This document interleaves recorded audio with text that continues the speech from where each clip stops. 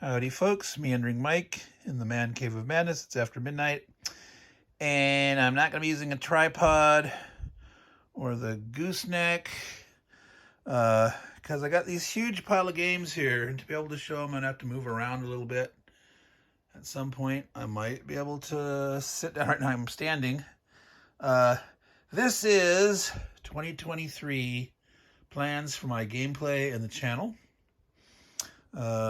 Specifically, this is focusing on my 2023 10-game list. This is an event sponsored by the War Room. That's the live stream that happens on Saturdays, 1 p.m. Pacific, 4 p.m. Eastern Time. It is hosted normally on ID Gesture's channel. That's an I, a D, Gesture, all run together. On the 14th, Saturday of January, they are going to kick off this event.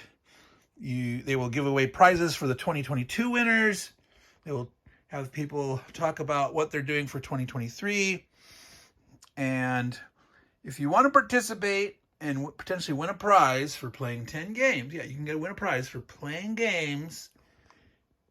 Go to their Facebook group, which is Tack Up Wargaming on Facebook. Tack, T-A-C, Up, U-P, Wargaming. And if you don't do Facebook, you can go on to Consim World, and they have an equivalent forum there. If you don't do either of those, well, you can't participate to win, but you could play along and do your 10 games and have fun with the rest of us. So, my list here. Now, one of the things to note, there's some new rules this year. One is you have to pick a title that's going to release in 2023. That means you're having to gamble. Last year, there was a number of players in the game, the list game, that picked things that never released. So, if you're going to play along, make sure you don't pick something, say, on the P500 from GMT that's only in made the cut or in artwork status.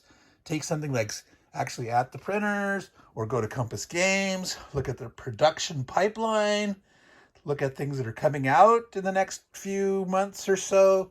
And so I chose, and that's why you don't have it here, so I'm going to cover it first to get it. Santiago Campaign, 1898. It is a game being released in Paper Wars, their magazine, Paper Wars number 1 or 2, and that has been committed to being shipped in January. So I chose that one to make sure I could get something that's going to come out. All right. So what else am I going to be committing to on my list? Now, I committed my list already. Now, normally you have up until the 14th to do so, but if you've already committed, you can already be playing these games for the year and they count. So I committed my list, and I've already been playing well, do I actually have it here? Oh, here it is, yes. Israeli Independence. This is a States of Siege game. I've already covered it on my channel. It actually was released in their Battle Lesson number 4, but this was the initial game of States of Siege. They then started doing a States of Siege series. Okay, I've already played this twice. I'm going to play it again using the expansion. It's a lot of fun. So that was my first game. And as part of my activity on my channel, besides covering another playthrough or 2 of that, I will be doing additional States of Siege game. I was talking with Stuka Joe via email, who was also doing some States of Siege game. That's what got me interested in doing this. And he says, don't worry, play whichever ones you want. He tends to want to do these surprise live streams. He doesn't know what he's going to play when. And so he said, go for it, play whichever ones you want. So I will probably do, let's see here. I think I have those. Couple over here. This one, Blood Red Banner of the Alamo. Again, this one says Battle Lesson number 9. This is actually a States of Siege game. That's what I'm going to do. And then maybe something like Dawn of the Zeds or Zulus on the Rampart, something like that. All right.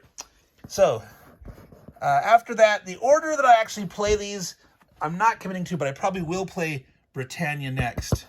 Okay. Oh, one thing I want to mention is I decided to have max 1 game per publisher. Someone else on the Tech Up Wargaming site, I think it was Bill Simoni, had limited his to not having more than like 3 GMT games, and I sort of got inspired by that idea. I have such a huge collection. I got so many different publishers that I said, hey, I'm going to do no more than 1 per. So my Avalon Hill game selection is going to be Britannia. I was going to do that on the channel last year in 2022. A lot of things came up between the holiday schedule and company visiting and various things. So I am going to play that one in 2023. That'll be the full original game. I did in 2022 do the 2-player dual Britannia, but this is going to be Britannia. As part of my channel, additional content, I'll probably go back and do a playthrough of dual Britannia, and I'll probably also compare and contrast all the different versions of Britannia that came over the year. It's come out from Gibson Games first, came out from Avalon Hill, it came out from Fantasy Flight Games. I keep trying to say, I want to say Final Fantasy. Fantasy Flight Games, and now Plastic Soldier Company. It actually has plastic miniatures in it. All right, so after that, the order, I'm not sure exactly which ones I'll do next. Oh, and you may be wondering, you may have said, hey, wait a minute, I see Campaign for North Africa. That's from SPI. And I see Cotter Bra from SPI. That's also, you know, that's 2 of the same. I'll explain that later. We'll get to that. All right. So what else do we have here next? So Cotter Bra, I already mentioned that. This is one of my favorite quads from SPI back in the day. I like the Napoleon at War quad and this Napoleon Lost Battle quad. This one's by Kevin Zucker. So Cotter Bra is one of the scenarios in here. You can put these all together as a campaign game, but I'm going to play this one. This is an old favorite. On my channel, I am planning on doing a series of at least 4 different playthroughs of different Cotter Bra games. I'm going to do Cotter Bra. Yes, 4 of Cotter Bra. So what are some of the other ones I might do? Well, I'm going to probably look on my channel at the differences between the different publishers that released Napoleon's Last Battles. I don't think there was much change between those 2, but then Decision Games got it. And I think they made some changes. They actually have 2 different versions. So we'll do that. I don't know how many of those I'll actually end up playing, but I'll compare. Ney versus Wellington. This was in Strategy and Tactics magazine, number 74. This uses the Wellington's Victory system. So Wellington's Victory was a, very seminal game, quite detailed, lots of counters. This has I think 200 counters at most, and a large portion of them are markers. So this is the Battle of Cotter Bra using that system of the big monster game, Wellington's Victory. So that will probably be one of the ones that I'll play on my channel. I have a few others. Now, I do happen to have over there somewhere La Bataille, Cotter Bra. I won't be playing that.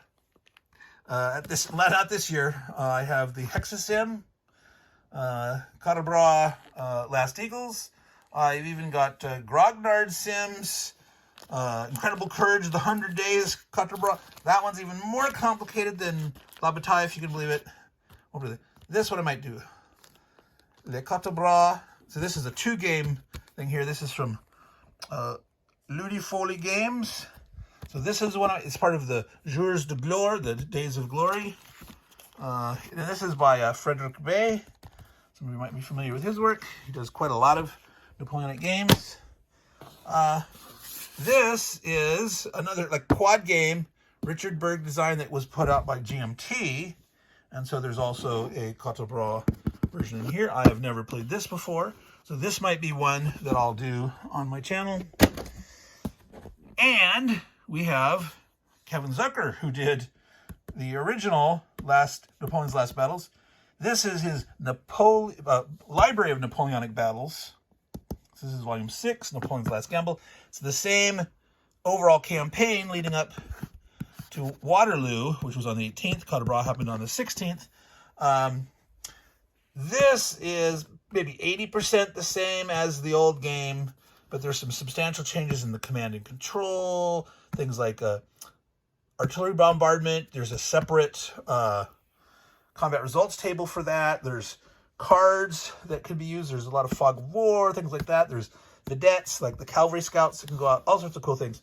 So this one I hope to maybe also play the channel. But anyway, I will do 4 different playthroughs of Quatre Bras scenarios. Okay, we already covered Britannia.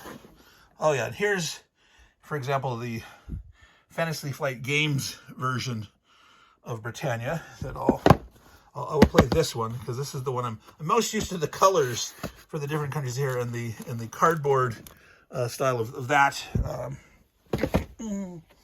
All right. All right. So I did can I get there without glare? A walkthrough, not a walkthrough, a unboxing on my channel of this game, Fort Jefferson Attack from the Historical Game Company. This very much fascinated me. And I noticed this company has 3 games set in 1780 that are attacks on forts. So I'm going to play this as part of my 10 games for the year commitment. But I will also play on my channel the Battle of St. Louis and the attack on Cahokia. So again, these are all 1780 battles from the same company. So that should be interesting. And if I have time, also from the Historical Game Company, I did unboxing this one, the French and Indian War. This has a nice canvas map, lots of cool custom dice. It has cards and tiles and die cut counters and all that great stuff. So might fit that one in. All right, so we're getting through this pile. I might actually be able to sit down here and not stand, and maybe I can get this camera a little more steady for you. Of course, then I can't see. This list is straightforward. 6. All right, so now we're up to World War I and then World War II. We're halfway through the list. Okay, so I am going to do Tannenberg. I've been watching on Christopher Press channel, Nanguea, his coverage of Der Weltkrieg. He's been doing a Tannenberg linked scenario to the Galicia. That's the full rules, high octane. This is an introductory version of the Tannenberg scenario. Smaller map area, some simplified rules. It's mostly, I think it's like 80% or more the same rules, but a few things have been changed and simplified. So I'm going to get my teeth wet here. I've been reading through the whole rules, and I've, understand half of it, and I remember some different minutiae. I said, hey, what about this and that? But this will get me going on that system. I probably won't play other scenarios of Der Weltkrieg in 2023, but I will do more Tannenberg on my channel. I plan to. Oh, here's what the original scenario was like. These are the rules. At the time, they'd only published the Schlieffen Plan, and then these two are together in a box. So this was very early. This is like 1998, or I think the copyright's 98. May have released in 99. But yeah, I probably won't play that in 2023. But we got a couple other ones here. Hindenburg's Hour. This is a Tannenberg campaign. It's a small little folio game. It's by Dr. Richter's Conflict Simulation. So that's interesting. This Dr. Richter, his company has published two titles. I think I have the other one on order. I don't remember what the name is right now, but this is one of his 2 titles, Hindenburg's Hour. So I'll play that one on the channel. And here's Tannenberg, misspelled. That's not supposed to be U. That's supposed to be an E. This is from Spence and Gable. This is, pretty old school. This is, can't remember, 75-ish, give or take a couple of years. Looks like I do have the color map. There's a version out there that's only like black and white. I hope this is there's supposedly Excalibur Games went on to print an edition that supposedly, I believe Chris had like really crappy counters and other stuff. So I'll have to see. I haven't actually looked in there. So boy, I hope it's not got the crappy counters. So besides those Tannenberg ones, on my list is another World War I game. Letoff Warbeck. Now, I believe in German you fuzz the was and you was the was, so shouldn't that be Letoff Warbeck? You tell me if you know German. Is that Letoff Warbeck? Is that the correct way to pronounce it? But East Africa, 1949. This East African German presence, they fought the Brits to a standstill. They won their big initial battle. They started a guerrilla campaign. This dude was never defeated. He had all these well-trained African native levies that, he respected the heck out of them, and they respected the heck out of him, and they were very effective. And so after playing, here it is right here. This is the decision games. Sorry, Stigler, but yeah, I'm going to play decision games. In general, these mini games are quite strong. In general, I'm trying to see who they don't always list the designer. Dang it! I can't remember if this was a Joseph Miranda game or not, or something. I'm not going to open it up right now, but I'm going to play this one. And on the channel, I'm going to do this one, because this is Guns of the Ascari. This is from Against the Odds magazine. It's number 38. And this is the same campaign. And the Ascari were the name of the native troops that fought under Letoff Warbeck, if I'm pronouncing it correctly. So I'm going to give that to, so that's the one from my list. And of course, if I get the time on the channel, I'll do another one to contrast and compare, all that good stuff. So there's my World War I.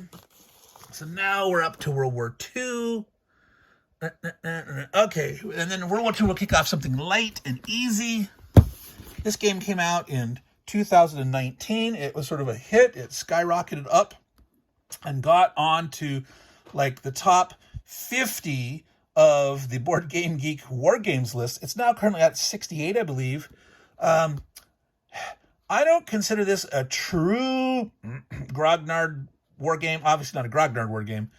It's more of a war-themed strategy game, but as a war game-ish light, this is an excellent gateway game to get people into this.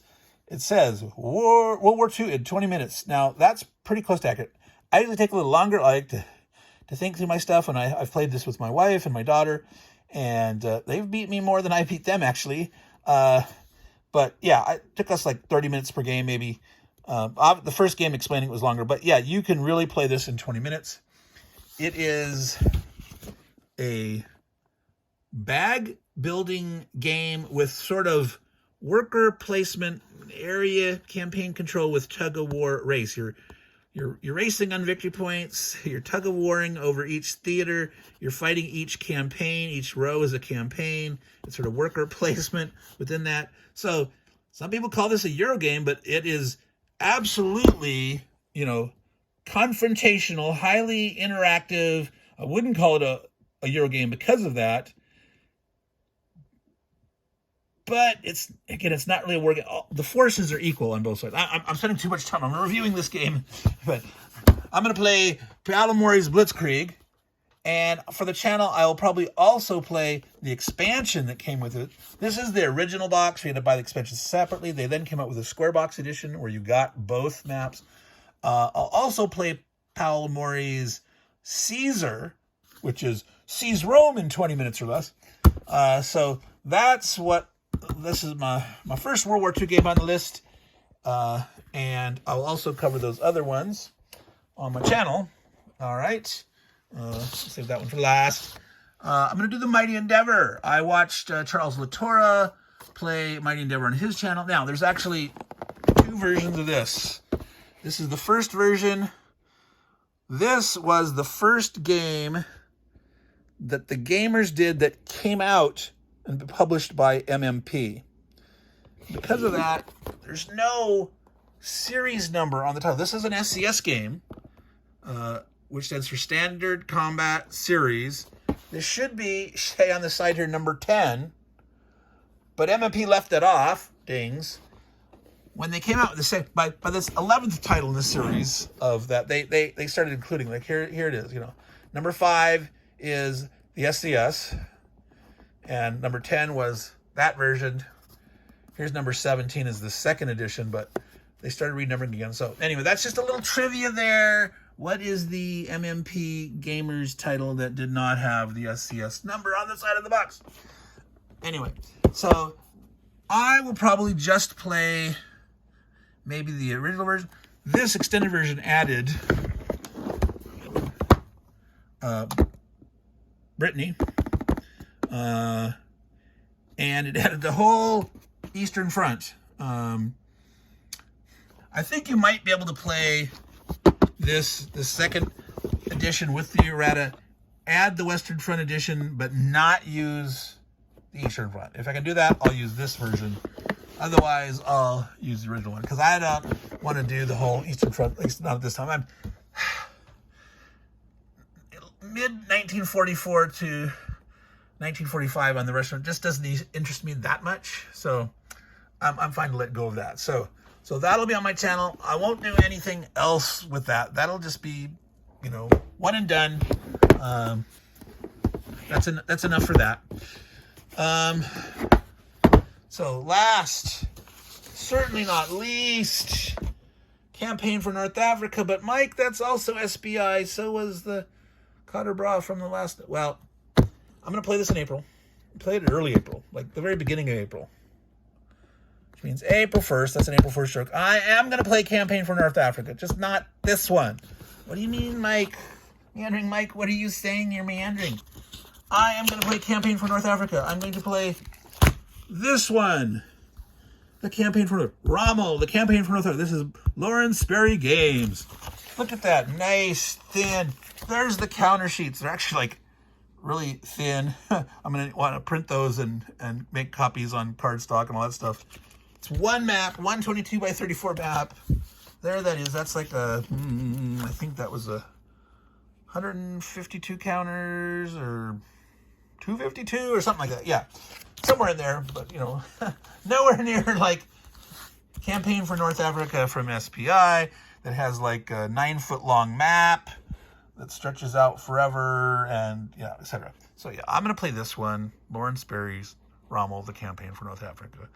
So if you wanted me to watch the other one, maybe in 2024. Wink, wink. Okay, folks. So that, oh my God, I actually got it done in less than 25 minutes. So go to the list real quick. And again, the War Room before January 14th. If you want to participate, get your list done. Figure out what 10 games you want to play. Pick one that's being released in 2023 that's not yet out. Once you commit, you can start playing. So you can play before the 14th as long as you've committed and posted it up on the Tack Up Wargaming Facebook group or the Consim World forum. That's the equivalent. You can play them all the same, publish or whatever. This is just self-imposed limitations to make it fun. So I've got Santiago campaign. I've got Israeli Independence, States of Siege game, Britannia, Cotter Bra, Fort Jefferson attack, a couple of World War I, Tannenberg, and Letoff Warbeck, and then good old World War II, Blitzkrieg, The Mighty Endeavor, and Campaign for North Africa. Rommel, Campaign for North Africa. So that's my 10, plus all those choices, additions that I made for my channel. I do not guarantee all those, plans, but I'm going to do my best. That's about 25 games between these 10 that I'm committing to and the ones that I mentioned. I hope to play 30 to 40 games this year. That's my goal. So, well, folks, thank you for listening in. Meandering Mike in the Man Cave of Madness. Boy, that's not wanting to focus very good. Why is that? Let's zoom in, zoom out. Boy, it's really decided to not focus anymore. I wonder why. I broke it. Anyway, lots of fun. So all y'all take care. Say hi to Scully. And ciao, everyone.